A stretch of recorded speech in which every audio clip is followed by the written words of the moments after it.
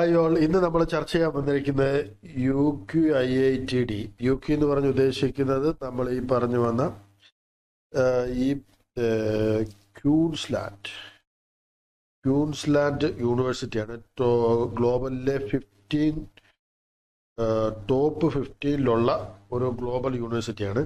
അത് Indian institute of technology ഡൽഹിയുമായിട്ട് ചേർന്നിട്ടുള്ള ഒരു ജോയിന്റ് PhD പ്രോഗ്രാമിനെ കുറിച്ചാണ് നമ്മൾ ചർച്ച ചെയ്യാൻ പോകുന്നത്. ഓക്കെ അല്ലേ? അപ്പം മെയിനായിട്ട് ഇതിനകത്ത് പറയാനുള്ളത് എന്താണെന്ന് ചോദിച്ചാൽ, ഇതിൻ്റെ ടൈം പറഞ്ഞിരിക്കുന്നത് ഓപ്പൺ ചെയ്യുന്നത് 18 ഫെബ്രുവരിയിലാണ്, 18 മാർച്ചാണ് ക്ലോസ് ചെയ്തത്. ഓക്കെ അല്ലേ? അപ്പോൾ അതിൽ 20 മാർച്ച് ടു 15 ഏപ്രിൽ വരെ ഈ പറഞ്ഞു വന്ന ഷോർട്ട് ലിസ്റ്റ് ചെയ്യും. 28 ആപ്ലിക്കേഷൻ ഇൻ്റർവ്യൂ വിളിക്കും. Offers send 3 ജൂണാണ്. ജൂലൈയിലൂടെ നമ്മുടെ ഈ പറഞ്ഞു വന്ന ഈ PhD പ്രോഗ്രാം സ്റ്റാർട്ടാവും. ഓക്കെ അല്ലേ? അപ്പോൾ ഇതിൻ്റെ മെയിനായിട്ടുള്ള പോയിന്റുകൾ നമ്മൾ പറയുകയാണെങ്കിൽ, ഈ UQIIT ഡൽഹി റിസർച്ച് അക്കാഡമി എന്ന് പറയുന്നത് ഇപ്പോഴത്തെ IIT-കളെല്ലാം തന്നെ നമുക്ക് അറിയാവുന്ന ഒരു കാര്യമുണ്ട്. നമ്മുടെ കോഴ്സുകൾ അല്ലെങ്കിൽ ഈ പറഞ്ഞ PhD പ്രോഗ്രാം ഇപ്പം കമ്പൈൻഡ് ആയിട്ട് ചെയ്യുന്നുണ്ട്. ഇതിപ്പം നമ്മുടെ IIT മദ്രാസ് ചെയ്യുന്നുണ്ട്, അതേപോലെ തന്നെ കാൺപൂർ ചെയ്യുന്നുണ്ട്. അങ്ങനെയുള്ള മെയിൻ IIT-കളെല്ലാം തന്നെ ഇതിപ്പോൾ ചെയ്യുന്നുണ്ട്. മെയിനായിട്ട് നമ്മൾ അറിയേണ്ട ഒരു കാര്യം എന്ന് ചോദിച്ചാൽ, ഇതിൽ എങ്ങനെ ജോയിൻ ചെയ്യാൻ പറ്റും, ഇതിൻ്റെ ബാക്കിയുള്ള ഡീറ്റെയിൽസിലാണ്. അപ്പോൾ നമ്മൾ പറഞ്ഞു വരുന്നത്, ഈ പറഞ്ഞു വന്ന ലൈഫ് UQEDUAയിലാണ് നമ്മൾ ശരിക്കും പറഞ്ഞാൽ അപ്ലൈ ചെയ്യേണ്ടത്. ഇന്റർനാഷണൽ IIT ഡൽഹി .ൽ നമുക്ക് ഡീറ്റെയിൽസുകൾ ഫൈൻഡ് ചെയ്യാൻ പറ്റും.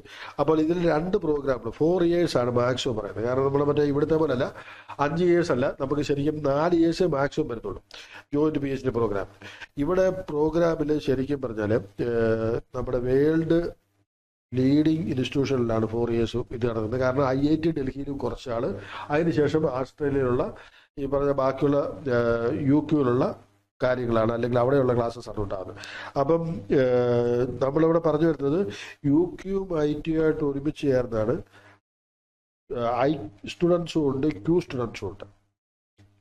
സ്റ്റുഡൻസ് എന്ന് പറഞ്ഞാൽ നാഷണൽ ആൻഡ് ഇന്റർനാഷണൽ സ്റ്റുഡൻസ്. ശരിക്കും പറഞ്ഞാൽ എവിടുത്തുകാർ applicants with citizen other than ആസ്ട്രേലിയയിലുള്ളവർക്കുള്ളതാണ് Q സ്റ്റുഡൻസ്. നമ്മളെ പോലുള്ള അല്ലെങ്കിൽ ആസ്ട്രേലിയയിലുള്ള അല്ലാത്തവർക്ക് സ്റ്റുഡൻസ് എന്നുള്ള ബേസിസിലാണ് കയറുന്നത്. The admission for student and will be spent first and third and fourth year for IIT Delhi ആയിരിക്കും. Their second year is in UK. മനസ്സിലായെന്ന് വിശ്വസിക്കുന്നു. നമ്മളെല്ലാം ചെയ്യുന്നത് IIT ഡൽഹിയിലായിരിക്കും ആദ്യത്തെ വർഷവും, 3ാമത്തെ ഇയർ, 4ാമത്തെ ഇയർ. എന്നാൽ സെക്കൻഡ് ഇയർ മാത്രം എവിടെയായിരിക്കും? ഈ പറഞ്ഞു വന്ന നമ്മുടെ ക്യൂൻസ്ലാൻഡിലായിരിക്കും. അപ്പം നമ്മൾ പറഞ്ഞു വരുന്നത്, ഇതിന് കയറാവുന്ന എലിജിബിലിറ്റി ക്രൈറ്റീരിയനെ കുറിച്ച് ചർച്ച ചെയ്യുകയാണെങ്കിൽ, requirement four entry at IIT ഡൽഹിയിൽ കയറാനുള്ളത് തന്നെയാണ് പറഞ്ഞു വരുന്നത്. Master degree in engineering and technology. നമ്മുടെ മെയിനായിട്ട് പറഞ്ഞു വരുന്നത്, നമ്മുടെ എഞ്ചിനീയറിംഗ് ടെക്നോളജി പറയുകയാണെങ്കിൽ ഈ പറഞ്ഞു വന്ന CGPA 6.5 to 10 ഇടയ്ക്കായിരിക്കണം.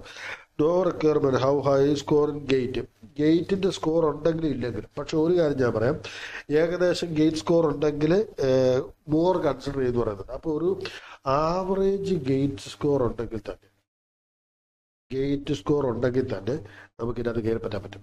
അതേപോലെ തന്നെ ബാച്ചിലർ ഡിഗ്രി നമ്മുടെ BTech ഉണ്ടെങ്കിൽ അത് പറ്റും. പക്ഷെ അവിടെ CGPA പറയുന്നത് 8 to 10 ആണ്. ഓക്കെ അല്ലേ? അവിടെയും പക്ഷേ no requirement for candidate from other.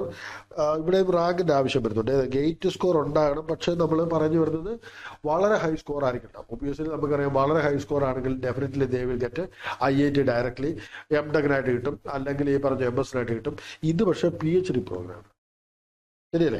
അപ്പോൾ നമുക്ക് ഒരു കാര്യം അറിയാം. പിന്നെ ദേ വിൽ ഗോ ഫോർ എന്നാ പറയുന്നത് ISRO ഗേറ്റ്, മാർക്ക്, DRDO അതുപോലത്തെയുള്ള ഇതിന് പോകും, അല്ലെങ്കിൽ PSUസിന് പോകും. ഇതുമല്ല എങ്കിൽ IIT ഡൽഹിയിൽ നേരിട്ട് കയറും, MS-ന് MTech-നോ.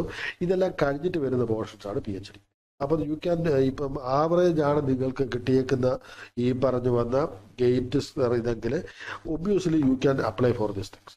പിന്നെ ഇതിൻ്റെ അത് പറയാനുള്ളത് എന്താണെന്ന് ചോദിച്ചാൽ, ഇതിന് സ്റ്റൈഫൻഡ് വരുന്നത് വളരെ ഹൈ ആണ്. നമ്മുടെ ഈ ഇതിനെ വെച്ച് നോക്കുമ്പോൾ നമുക്ക് വരുന്നത് ഈ പറഞ്ഞ ഇന്റർനാഷണൽ സ്റ്റുഡൻറ്റ് പറയുകയാണെങ്കിൽ countries other than India applying high score rank. അപ്പോൾ ഇന്ത്യ ആണെങ്കിൽ ഇത് തന്നെ മതിയാവും, ഇംഗ്ലീഷ് പ്രൊഫഷൻസി ഒന്നും ആവശ്യമില്ല, നമുക്ക് നേരിട്ട് കിട്ടുന്നതായിരിക്കും. അപ്പോൾ ഇനി ഇതിനകത്ത് പറയാനുള്ളത് എന്താണെന്ന് ചോദിച്ചാൽ റിസർച്ച് പ്രിപ്പയർഡ് ക്യാരക്ടർ. നിങ്ങൾക്ക് ഇവിടെ നോക്കിയാൽ കാണാൻ പറ്റും എത്ര നല്ല യൂണിവേഴ്സിറ്റിയും ക്യാമ്പസും ഒക്കെയാണ് നമുക്ക് മനസ്സിലാകുന്നുണ്ട്. IIT ഡൽഹിയിലാണ് നിങ്ങൾ പഠിക്കാൻ പോകുന്നത്, ശരിയല്ലേ? അപ്പോൾ ഇനിയും പോയിന്റ്സുകളെ കുറിച്ചൊക്കെ പറയുന്നുണ്ട്. ബാക്കി നമ്മുടെ ഡീറ്റെയിൽസ് വരെ സ്കോളർഷിപ്പ് ഇൻഫർമേഷൻ പറയുകയാണെങ്കിൽ മന്ത്ലി സ്റ്റൈഫൻഡ് വരാൻ പോകുന്നത് 47,000 ഫസ്റ്റ് ഇയറിൽ. തേർഡും ഫോർത്തും IIT ഡൽഹിയിൽ വെച്ച് 52,000 ആയിരിക്കും കിട്ടാൻ പോകുന്നത്. എന്നാൽ ആനുവൽ സ്റ്റൈഫൻഡ് ആസ്ട്രേലിയൻ ഡോളറിൽ 36,000 ഉണ്ടാവും ഈ പറഞ്ഞ സെക്കൻഡ് ഇയറിൽ. അവിടെ പോയി പഠിക്കുകയും ചെയ്യാം.